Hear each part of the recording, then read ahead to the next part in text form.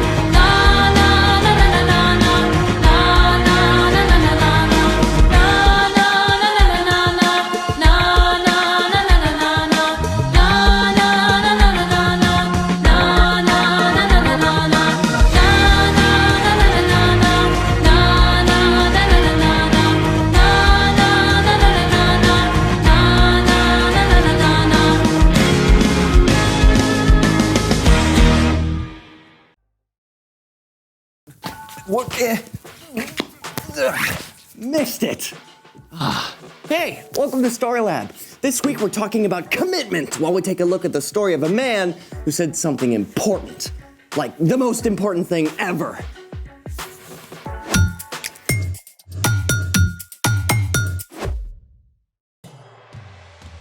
Hey, I'm Carter. And I'm Zeke. We're talking about commitment, which is making a plan and putting it into practice. Speaking of practice, I need to stay limber. Yeah. I'm getting tired just watching you. What exactly are you training for? Oh, it's an ancient sport I just discovered. You have to have super speedy reflexes, amazing hand-eye coordination, and top-notch motor skills. Ooh, that sounds intense. How do you play? You need a ball and these, like, pronged metal spiky things. Yikes! Dangerous! Oh, it has its risks. Stand back. Behold! Jacks? You're training to play jacks? I thought you said it was an ancient sport. It is. My parents used to play it. Anyways, it's harder than it looks. Watch. So the trick is to bounce the ball high enough to collect it, or some of these, but not too high, otherwise hey, where'd it go? Here, can you help me look for it? Did it bounce over? I think it bounced over here. All right, Lola, yeah, look that way, I'll look over here.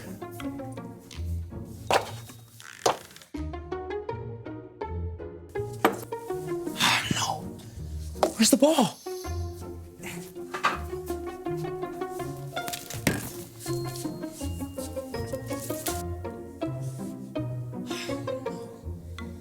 It's not over here either. I think it's gone. Sorry. Man, how am I supposed to train? Let's make a new one. Like make an actual bouncy ball. I'll coach you through it. All right, let's make it. Today, we're gonna make a bouncy ball. What color do you want it to be, Zeke? Blue. No, red. Wait, purple, Okay. purple? How about a multicolored one? Perfect. Let's get the ingredients. Okay. Hold that, thank you. Okay, put that back. Thank you. All right, it's all here. We've got water, check. Borax, check. Next is glue, check. After that, we have the cornstarch, check. And food coloring, check. Oh, and since we're using lots of colors, we'll need a container for each one. Okay, and then something to mix with. Check. All right, ready to make this? Let's roll. Get it? Because it's a ball. Yeah. You know, this looks pretty complicated. It's probably gonna take way too long. I can just find another. Get your head in the game, athlete. We can handle this curveball. Come on, let's go. You're right. You're absolutely right. Let's do this. First step, mix a teaspoon of borax with a quarter cup of water. One for each color. Go, hurry up, come on. Okay.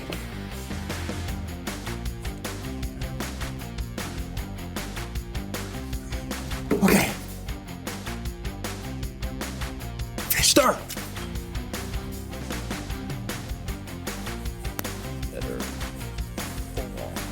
Okay, check. Now, add a teaspoon of glue to each container. Does it matter if it's clear or white? Nope, both work, but good question. Nah, I like to be on my A game. Keep going, keep going. You're doing good. As I see the improvement. Good job, Zeke. Okay. Oh, wait. I bet the cornstarch is next.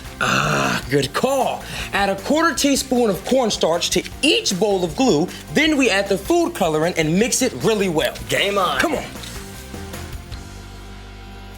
Very hesitant. There you go. Now what? Food coloring. Oh, right. Food coloring. Put the food coloring in. There we go. Come on, food coloring. Mix it. Mix it. Are you mixing? I'm mixing. Are you mixing with maximum effort? Mixing is happening right now. Maximum effort mixing? As hard as I can. Okay.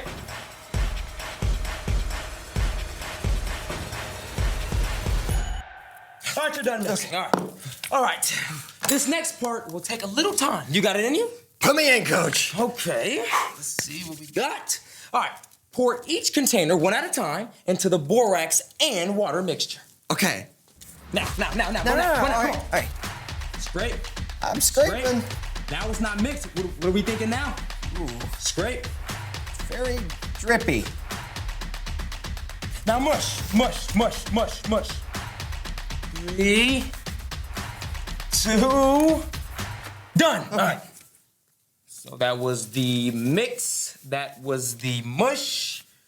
That's check. Whew. Good job, man. But the game's not over. We're almost at the finish line, all right? Now smash all the colors together and form them into one ball, okay? Go, form, smash, form. Roll it. Make that ball. Make the ball. We need the bouncy ball. Make the ball. Roll. Yep, I'm rolling. Come on. I'm rolling. Come on. Don't give up. I'm like 3. Come on. 2, 1.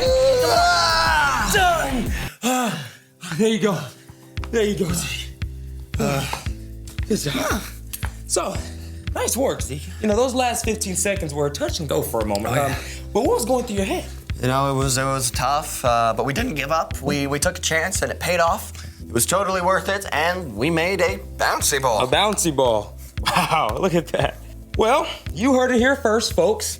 Well said. Speaking of speaking, it's time for...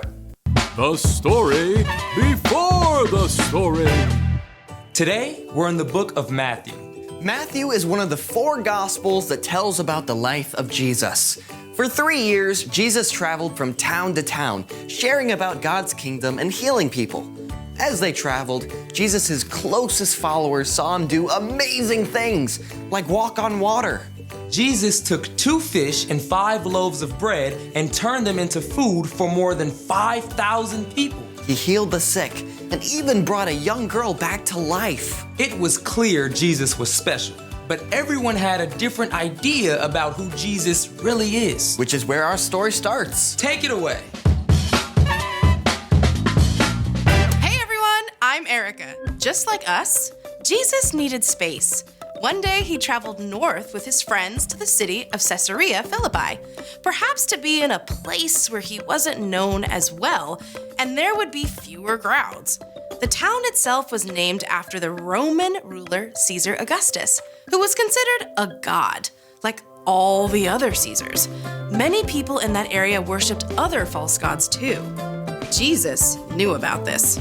He also knew all the questions people were asking about him. So Jesus went to the heart of the matter by asking his closest friends an incredibly important question. Who do people say the Son of Man is? Hold on a second. Son of Man? What's that all about?